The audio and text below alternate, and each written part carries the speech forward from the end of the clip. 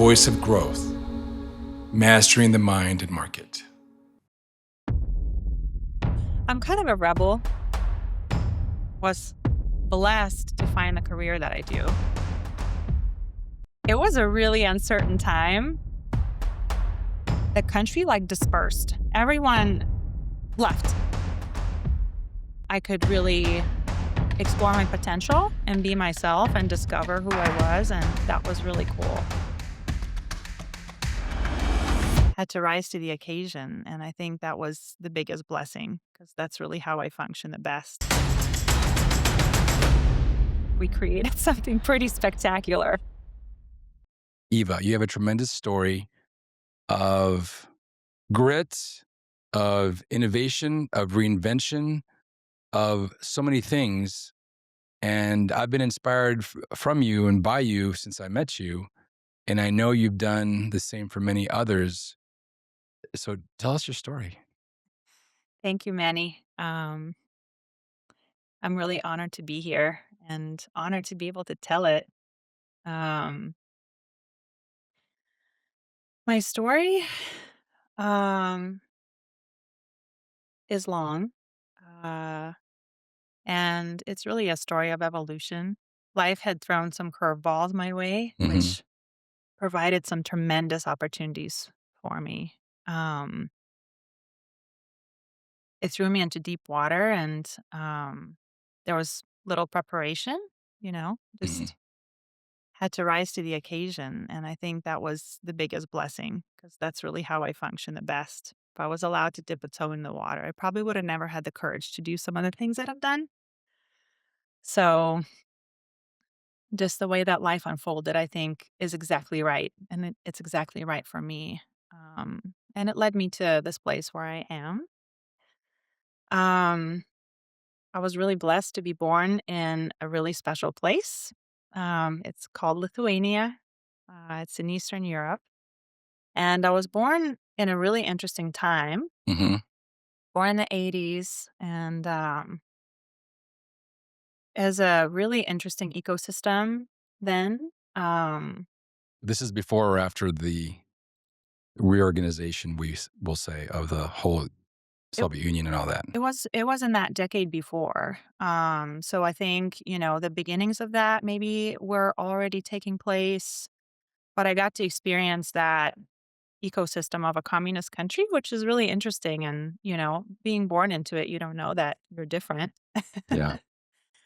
You just sort of are. Um, and I grew up in a small town, um, which is really beautiful. It's close to nature, and a lot of things were done in an old way there. Which was like, I spent a lot of my childhood with my grandparents, and they really lived life in that old, authentic way. So like my grandmother stayed home and she gardened, and she cooked and she took care of the family. So she was always there.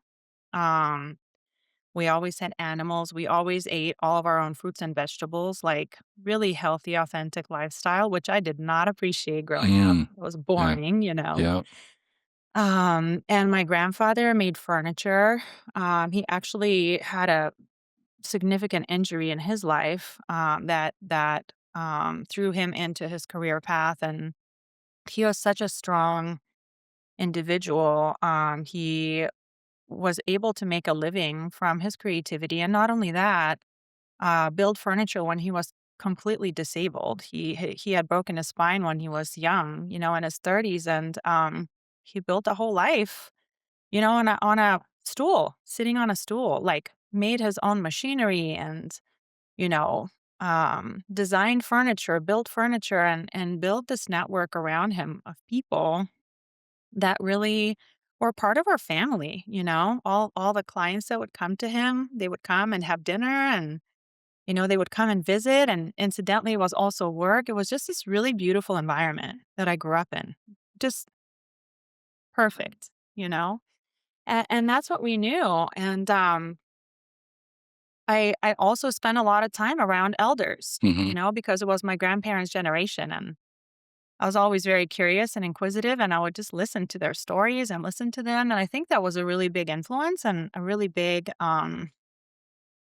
place where sort of like my values grew from, you know, and maybe some of the habits and discipline and Yeah. just the way I interacted with people what stemmed from that lifestyle. And I think I've always tried to find that, since I've been on my own again. That's super interesting. This organic way to live, this organic way to exist, and this blended boundary between work and life, and the community and family. Everything was all together. There was no separation of like, I do this and then I do this and I do this. you know, Everything was all in one. And there was just so much pride that my grandparents had. They each had their own kind of realm. People would come over and like my grandfather would always give a tour of his gallery of his, creations. And my grandmother would always take everyone out into the garden and show every plant. And we would sit down and have a feast. And, people would leave with these beautiful works of art and like, a basket of vegetables. And I don't know, even after my grandpa passed, that whole community still took care of my grandmother. It was such a beautiful legacy. It was such a beautiful thing, so that was the beginning. And then, my parents are really extraordinary as well. My father is he's a radio engineer by education, but he's just grown into this amazing leader, and he's led multiple organizations. He's actually retired and just started leading a new one because that's just who he is. Hmm. Really strong man, really passionate about history, passionate about family, very military background, disciplined, hardcore, Hmm. you know. And my mother is a creative. Creative, breaks the boundaries, ahead of her time, innovator. She's an artist. She's very soft, very fluid, like two totally complete opposites. And when the Soviet Union broke up, and when we gained our freedom, like it was a really uncertain time. It was a really wild time, I bet. having this freedom was like, wow, what do we do now? For the people. We were used to such structure. I mean, structure to the point of like, you got assigned what you studied in school, and then you got assigned where you worked and how much you worked and what you did and, what kind of products were available. Like everything was very, very, very linear. Wow. And now you have this whole open space to do whatever you want, right? And so what do we do now? So it was a storm. It was a storm of like,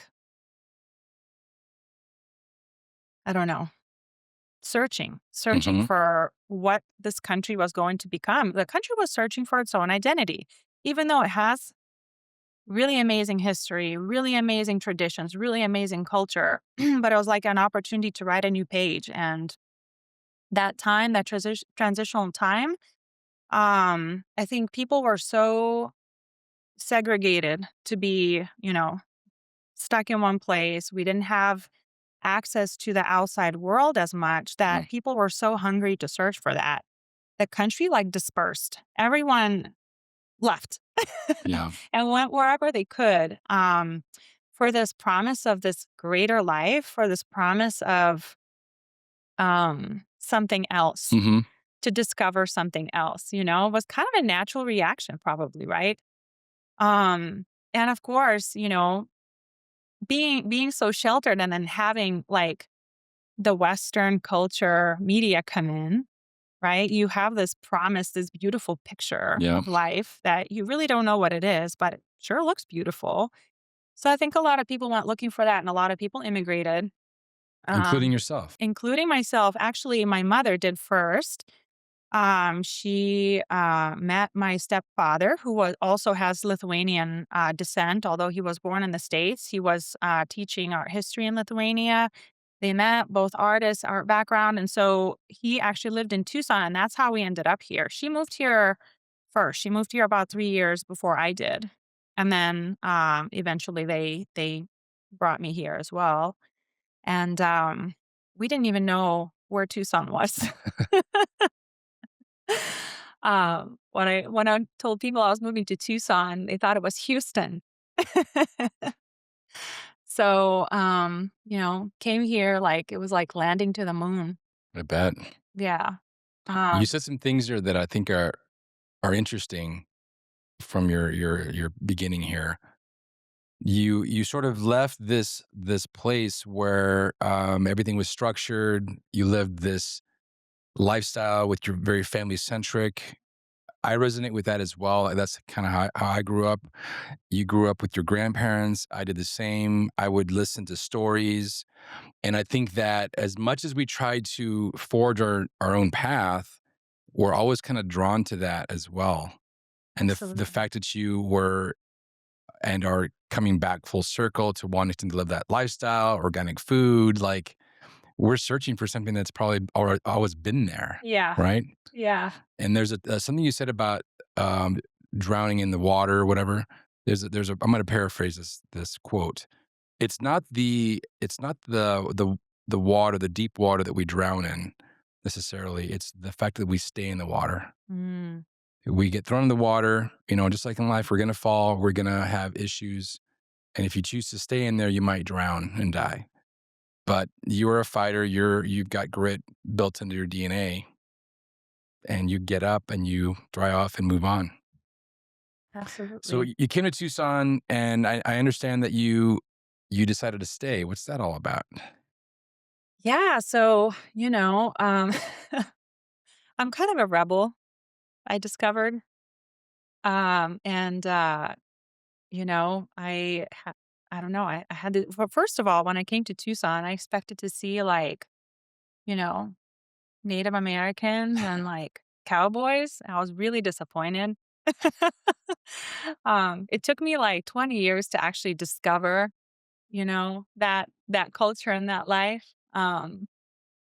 So yeah, it was really interesting. I was kind of trying to find my place and where I fit. I realized that people looked at me as really different. My name was really different. Nobody could pronounce it, and all of a sudden I was this like spectacle. So that was strange.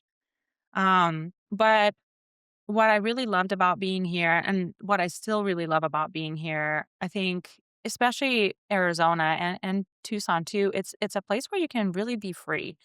People here are really tolerant, and curious, I think. And some of the I mean, I guess I'll use Europe as an example because, that's my background. But in some of the places that are maybe have older history, older culture, maybe part of like being close to family too, you have a structure and you have these unspoken expectations of the way that you should be. Hmm. And I felt really free. I felt like, I could really explore my potential and be myself and discover who I was, and that was really cool. That part felt really good. Felt like it was soil where I could grow myself. Yes. And so my mother moved back when I was 16. She had a really hard time. I think their generation, my parents' generation, and that transitional generation in general, had the hardest time transitioning from the structure they were raised in, and now this new open field. I think the language barrier was really hard, culturally was really hard.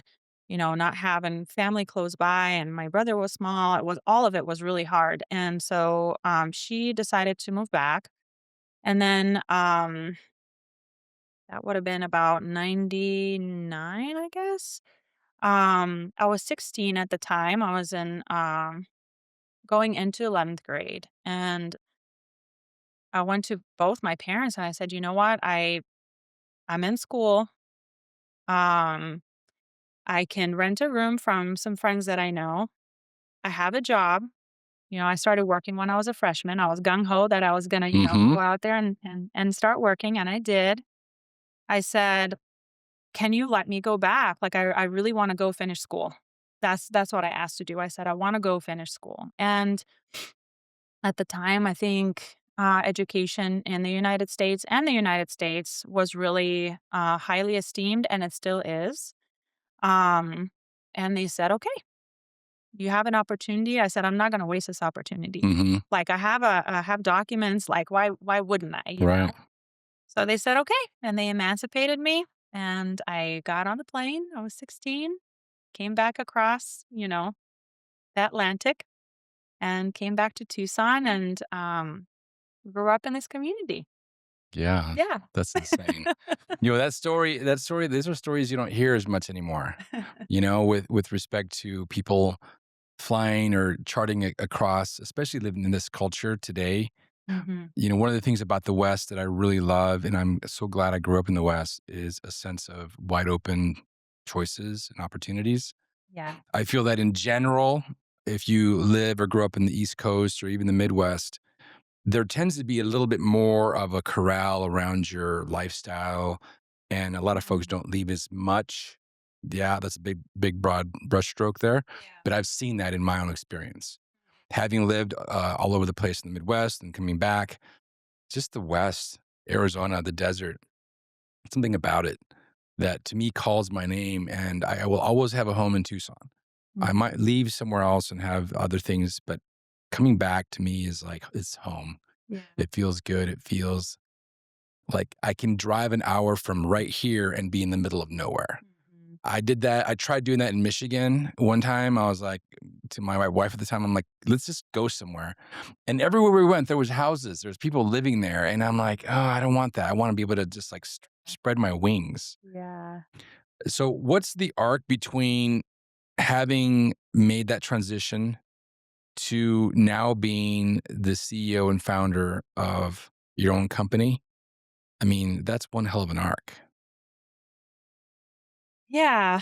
Um, so to kind of close in the gap, um, school was always my beacon, right? Like education was drilled into me as like, a small child, and having the privilege to go to school was always really valued. So I stuck to that, right? So for high school, you know, took a little break, was blessed to find the career that I do, because it was a perfect fit for me. And I think that's what allowed me to blossom in it fully. And it was totally by chance. I didn't even know interior design existed. And I had a friend who was going to school for that. She, worked next door, and she invited me to go to market, which is kind of like where all the wholesalers, manufacturers of furniture get together, several times a year, and it's a wholesale place where designers can go shop, all the newest innovations and product and stuff like that. And it was in San Francisco back then. Um, First of all, I fell in love with San Francisco, and then walking into that space, walking into that market and seeing the people, I was just like, wow, I was so impressed. They were so elegant, and Mhm. everything was so beautiful, and the whole environment, the way people interacted with each other, and I don't know, that this respect for creativity and this respect for creation, and it's like, all the pieces, all that my family legacy pieces fell into place, and I just knew I wanted to be one of those people. I said, "I just wanna be one of them." That's all I knew. I didn't know anything about what they did, or, drafting plans, or any of that, but I just knew I wanted to be one of those people, and that's where I wanted to belong. And so, And lo and behold, lo and behold, yeah, 20 some years later, I'm still, blessed to be doing that. Again, interior design is such a field where you can explore so much. There's so many different paths and avenues, to fulfill a space. There's so many different spaces for so many different purposes. We need space to do, all of our functions, and to be within. And so I've been exploring a few different avenues, and so it's kept me really engaged. It's kept me really interested, and mhm, so, I again, I was just really blessed to find the career that was just it was just who I was. And then, out of school, through school, and during school, I've always been very ambitious, and I've always been a hard worker. So, like, I kept adding to my plate, and so adding on different experiences, whether it's getting an assistantship or getting a part-time job, and, it was always in my field even when I was in school. I was really focused. Probably also because I didn't have family close by and didn't have a lot of those things that fill your time, Mhm. I just really threw into developing my career, right? Um, and also had to survive financially. Yeah, yeah, that's a So, motivating factor for sure. in school, I had like 3 jobs just to, make the rent, which was such a blessing because, propelled my career. And so I got this really cool job when I graduated. Was for an architecture company, and my boss threw me into the deep end of the pool. Yeah, it was really great. It was exactly what I needed, Mhm. and so it built my confidence a lot, and I built a lot of skill. There's a lot of really other skill designers that worked within that company. It was a fairly large company, and they were willing to teach, and I really, really learned a lot. What I didn't love was being structured and having to be, in one place all the time. I was lacking inspiration. And of course, being a rebel and being an innovator, I was like, oh, wow, I wish I could do it this way. I wish I could do it that way. And I would kind of take some ideas to my boss sometimes. And, they had a structure that worked. So they weren't so open to me Yeah, listening to a 23-year-old, um, you know, telling them a different way to do things. And then I thought, as my party wound down and I started getting the feelings of, I may actually want a family someday. I thought to myself, well, how will I ever, raise a human and live in this like work structure, right? Like yeah, I couldn't imagine it because the way that I grew up was totally different. So these thoughts like started swirling in my head. And I'm like, okay, something different's probably gonna have to happen. Well, the recession happened, and well, the whole world blew up and I lost my job. this is in 2008. Yeah. Yeah. And so then had to kind of restructure my living situation, and it was the bare minimum. I was again just renting a room with some really wonderful people, as well, and had my laptop and had $70 in the bank, and I was like, you know what, I'm gonna create a company. Wow, that's remarkable. Because I don't know, it's just, quiet time. You don't have a lot of things to do. It's a time to be creative. That's when the creativity comes from. It's not in the busy, banging, booming time. It's in the quiet time. There's a lot And of power to that. I too started my company in it was a little bit later, 2010, 2009 timeframe, in the quiet, in the recession. And I have some friends and people I know that have had tremendous success and a tremendous fall as well. Mhm. And it's oftentimes very difficult to show them that, yes, you may have fallen, but that gives you the best opportunity to then rise again. Because not only do you have everything to prove to yourself, you have no expectations from the world because they saw you fall. They're like, forget that, right? Then while you're down, like you said, you have the quiet. I have really cultivated stillness in my life over the past decade in different ways, more so now in the past 2 years, 3 years than any time else in my life. And there's so much power in stillness, in just listening to yourself, listening to God, the universe, or whatever you want to call it. You can pick your own thing. I'm not going to, preach. But for me, there's stillness. There's stillness in nature. And I just have a sense of if people just recognize that that is the time to architect your future, there's so much power to that. I would assume you agree with that. Absolutely. I mean, it's where you find your freedom again, because as you become something or as you become successful, that thing that you do or the success in that sort of defines you in a way. And that's how people look at you. And that's how you look at yourself and you identify yourself. It becomes your identity, right? When you have that cycle, and everything in nature cycles, everything cycles, right? So when you're on that down cycle, when you're in that dark space, when you're in the dark night, it's like you get to rebirth and you get to do it any way you want, become anyone you want. I mean, it's a probably one of the most powerful times of your evolution as a human being. is in those dark places. I just had an interesting analogy that popped in my head. So you are obviously an interior designer and you step into a space and I'm sure your mind is just like teeming with ideas, right? And I think in a matter of speaking, when you're in that stillness, you're in a very similar place, right? As human beings, we're in a space within ourselves.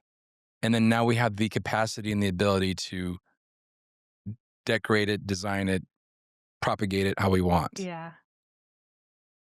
Just thought about that. Kind of random, but it just kind of fired in my head that there is a connection there. Yeah. Yeah. Yeah, it's any sort of creation, it's, manifestation, it's a really special thing to be able Hmm. to do that, and, you know, it used to be about design for me. It used to be a design used to be about, I guess, principles, art, principles of design rather, ideas, products, this and that. And now it became about people, to me. So ultimately, the design is for the human, or it could be for a group of humans, if you're doing commercial design. Hmm. But being able to listen, understand, and respect and love the human to create something for them is a really special thing. It's a Hmm. really special gift to be able to do that. And it's a way to get to know someone or a group of people very intimately.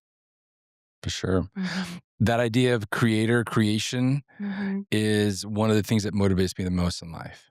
And as an engineer by education, I worked on projects where we were creating things. And at the time, it was for the aerospace industry.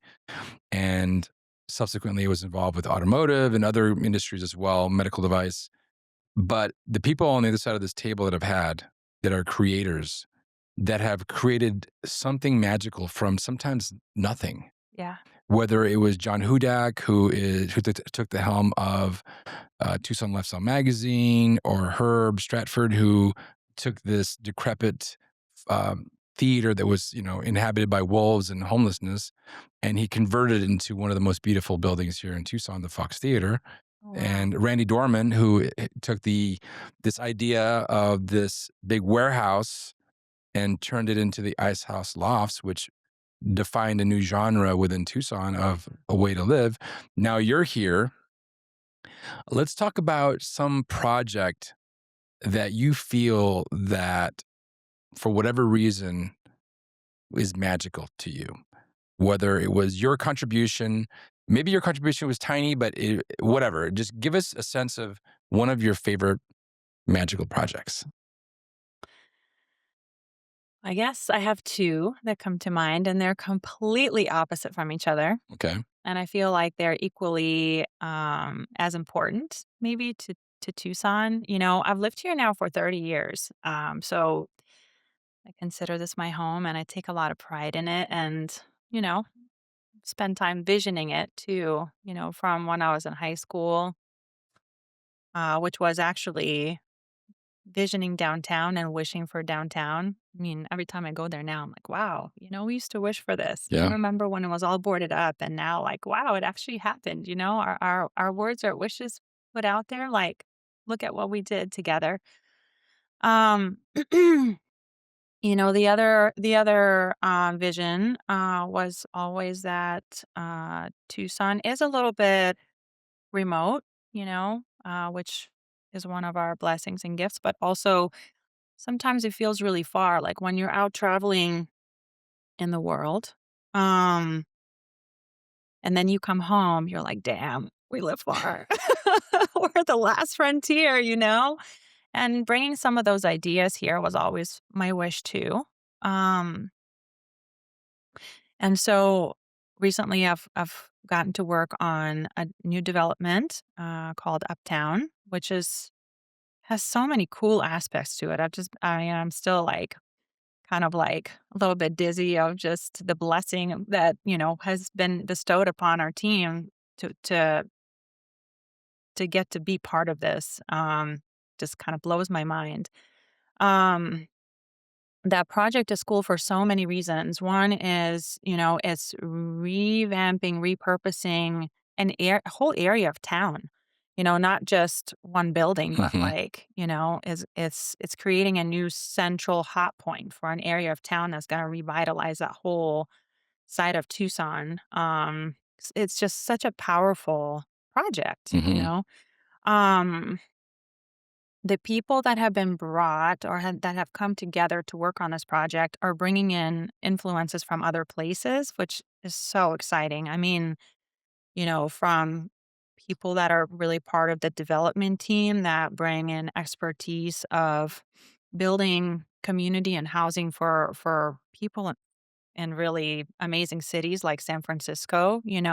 We have that kind of knowledge now coming to Tucson. So we're creating a space for those people to influx here to bring some of that knowledge and enrich our town, our culture, our space, our economy, our, environment that we get to Mhm. be in. Like we have to make a place to invite those people to feel at home here. And so we're getting to do that. And then we have like designers, from other countries working on that project, and we're getting that experience and that influence and their skills to be able to build this. So what we're creating is something completely new. It's new to Tucson, but it's just such a wonderful collaboration. And it's been, you know, a revamp, a reinnovation of even how a project like that is built in Tucson and how the team kind of works together. So it's been challenging, Mhm. because we're all kind of having to reinvent the wheel a little bit. But the outcome just now it's coming together like it is literally coming to life right now as we speak. Yeah. And every time I go there, I well up with tears because we created something pretty spectacular. Yeah. It's a first like that in Tucson for a long time, Yeah. like a project of that kind of innovation. And so to be a part of that is really cool. And it's giving so many opportunities for local businesses. They Mhm. focused on hiring local businesses to do the work. And so, for it's been a propeller and a jumping off point for so many companies. Our company has gotten propelled into a different space because of Mhm. this project. I mean, Mhm. so we were the lead design team on the project, along with a wonderful architecture company that, I mean, just working within their building and their envelope has been incredible. Um, we've been able to also um, get into doing not just the amenity work and not just the public spaces, but also really intimately be a part of um, creating the units. Mhm. So one of the coolest things is so Lithuania is still really close to my heart, and I go back there often. And Mhm. they have such wonderful strengths there now, right? Like now that the country has had time to build and grow and really like blossom into this new thing that they become, we still are, great craftsmen.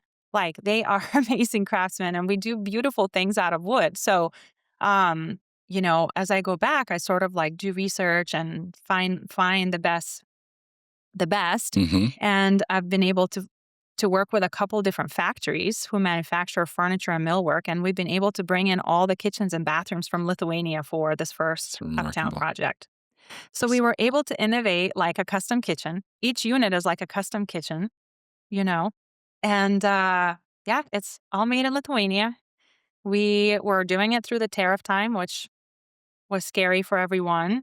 Um, Most people had never heard of Lithuania. That was scary. So we took a team from, the contracting company to come and take a look at the factory to Nice. see Really? what it's all about. Yeah. Wow. So we could build the trust that we could do a really good job, and we just finished installing those. So yeah, it's just, oh my God, that project has been my life for the last 3 years, really poured my whole soul, my whole Mhm. mind, my whole heart into that project. And we built an amazing team as a result of that. We already had an amazing team, but the way it's grown because of this project, Mhm. it really, really impacted us. And this project is really impacting Tucson. And I can't wait till the doors are open till we can actually share the pictures because we've been holding on to it for like 3 years and we're dying to show it, but just can't yet. When's Um, that gonna happen? Hopefully this spring. The spring. Mhm. Wow. Yeah, yeah, we're just, putting the finishing touches on the, furniture's in the warehouse and yeah. Yeah, isn't that remarkable how you've had the ability to bring a piece of Lithuania and inoculate Tucson with it, even if it's a little baby piece. And that's what I love about this time we live in right now. There's a lot of negativity. There's a lot of madness. You turn on the TV or the internet, and you see just tons of negativity. And I'm not disputing that that's not valid. Yeah, Yeah, things are rough sometimes, yeah. but at the same time, this is the best time to be alive, in my Yes. opinion. Oh, yeah. There's so many opportunities. There's so much momentum. Vulnerability is at a different level. I'm just so proud of where we are. I'm proud of you as well because I Yeah. was there as at the forefront. I helped you or I sat alongside you when you were working on the proposal to Yeah. get that project a little Yeah. over 3 years ago. And here we are. And I drove by it the other day and there was so much activity. Like I couldn't believe that they took that mall space and they didn't do full scrape necessarily, but pretty darn close. Yeah. And they have all these things going on and scaffolding and cranes and trucks everywhere. It was amazing. Yeah. Yeah. It's an amazing environment to be on a construction site like that. It's like a world of its own, you know? So this past summer, like spring to pretty much into summer, I spent in a hard hat, going there almost every day. And um, it gives you so much respect for everything we have because you see how hard it is to actually build it, how much it takes out of the people who are doing the work with their hands day to Hmm. day, how much discipline, how much sacrifice, how much physical strength. I mean, they're working in there, in Arizona summer heat. No, no slowing down. Yeah, We have to meet the schedules and stuff like that. And their dedication, you know, um, it blows me away and our world stands on their shoulders. And I have so much respect for them and so much gratitude and so much admiration because yes, the design is important. The people who create the projects are important, but it's the hands that built that we'll be standing on. that's remarkable. Now, you've done a lot, Eva, in changing the landscape of everywhere you've been. Looking back on when you were 16, if you were able to tell yourself something, that 16-year-old, Mhm. if you had a portal to that person as she's boarding a plane back to Arizona, a long plane flight, what would you tell that young girl of 16 years old? Uh, don't be afraid to be yourself and don't be afraid to be different. That's where really your strength is. Um, and don't hold yourself back. It's okay to fail Mhm. and do it again and again and again, you know? Um, Probably those two things. Yeah. Yeah.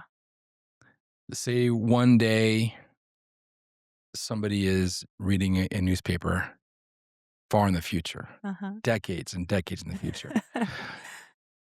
and it's your obituary. Oh, shit. Yeah, it's your obituary. Okay. Half page. Huge. What's the headline gonna say? And what's the little bio gonna say below it of your life? I was gonna make a joke, but probably a bad one. Ding dong, the witch is dead. Just kidding. Um, what would it say? I don't know. Um, that's a really hard question because part of me kinda wants to just fade away, and I don't really want a headline. No. I think the greatness of a person usually speaks for itself, you don't need a lot of words. The projects are there to show the legacy, the people that succeeded after you that you helped, our legacy, our family is a legacy. Um, some of the works maybe that I created, maybe they impacted a life. That's a legacy. That's more important to me than a headline probably, you know? Mhm. But, I sure hope they find a hot picture of me and put it in the paper. Um, yeah. That's great. Yeah, unrelated, but kind of related.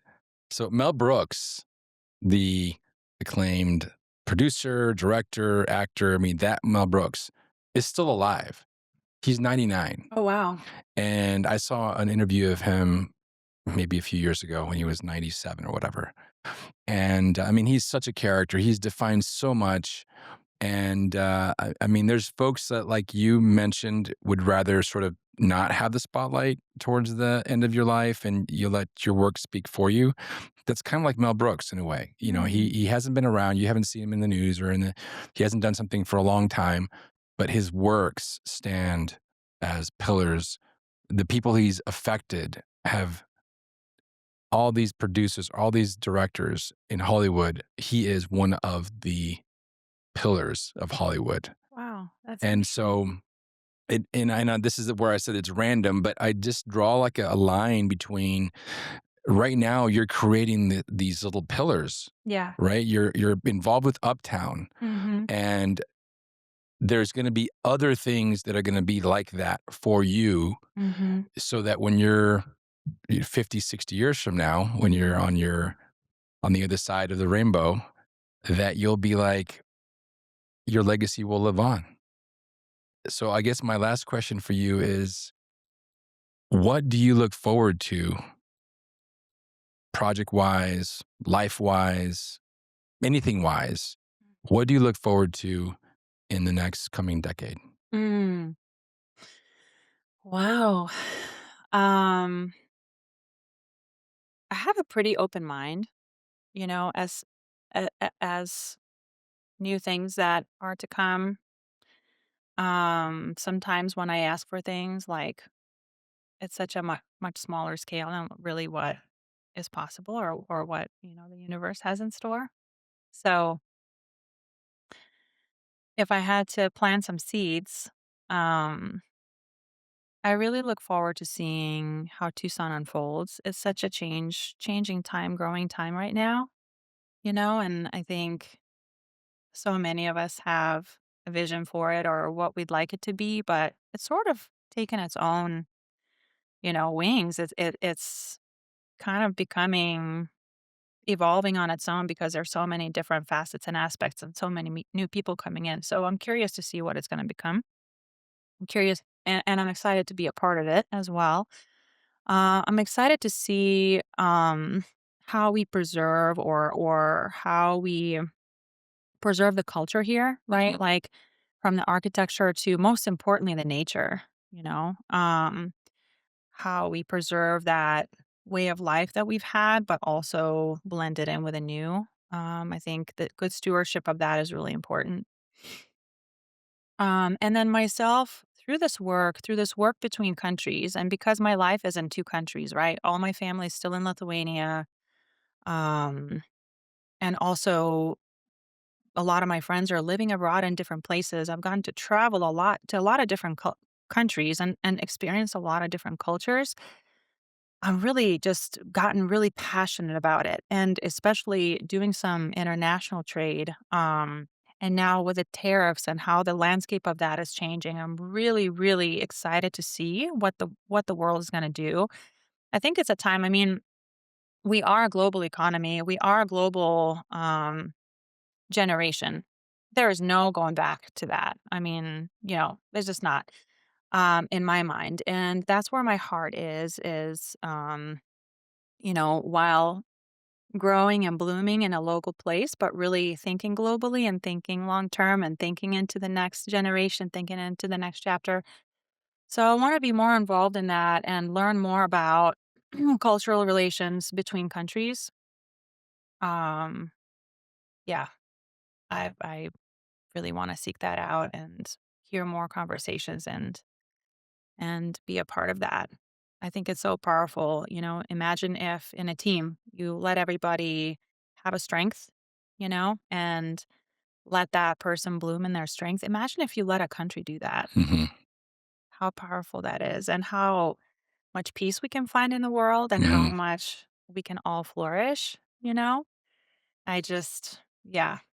So that's my next vision. That's awesome. Yeah. Yeah, I mean, geopolitics aside, because we know there's so much going on with geopolitics. Yeah. It's crazy. And one thing that I'm always very wary of, and I share this with my children and people that I'm close with, is make sure you understand the whole story. Yeah. People are very quick to make decisions or judgments on whether something is quote wrong or right. Yeah. The recent Venezuela thing. There's people on both sides, right? Well, my God, what do we do? And then you talk to Venezuelans, they're like, "Oh my God, thank God it happened. Why didn't it happen sooner?" Yeah. And so you having an international background, being born in Lithuania, Mhm. which incidentally I learned that the Lithuanian language predates all European major languages, which is remarkable. I mean, I saw that I was reading an article and I was like, that's kind of crazy. It predates Russian, predates some of the Serbo, this and that. I mean, I'm not a linguist, but I just recognize that there's some interesting things about that. But being international, coming to Tucson, growing, blossoming, sort of learning the ropes, if you will, of business, and now turning that back onto the world. I'm excited for you, and I'm excited for the world as well. Thank you. Yes. Actually, I do have another question. What do you have to say to an aspiring young entrepreneur, maybe a woman, maybe not, who's in their early 20s, who is interested in creating a life for themselves Mhm. through business? What would you say to that person that could help them move the needle in their life? To move the needle, I would say step outside of your environment, go to some different environments, see how people are doing things, and find someone who inspires you, who's gone further than you, and ask them to teach you. I think that's the best way to move the needle. And then do things that really scare you. If it's Hmm. not scaring you, it is not worth doing. Yeah. That's how Yeah. you move the needle. Yeah. That's one of my big mantras. Comfort is a killer, man. Yeah, It'll kill you dead on your tracks right there. yeah. If it scares you, fear or being scared and being excited is really the same emotion, right? It's the Hmm. same. It's kind of like the same sensation. So sometimes the line is blurry, Yeah, very true. but that's where the magic is at. And there's always somebody there to help guide you, coach you, be a sounding board. Somebody wiser than you. Just ask for help. That's great. Well, thank you so much for your time, Eva. This has been a blessing, a good time, and the words of wisdom and your perspective is something that our audience really appreciates. And the reason I do this podcast, in part, is because I want to share people's stories, people that may not have the spotlight all the time, people that have some very interesting perspectives that I believe the world needs to hear. So thank you so much for your time. Thank you, Manny. Cheers.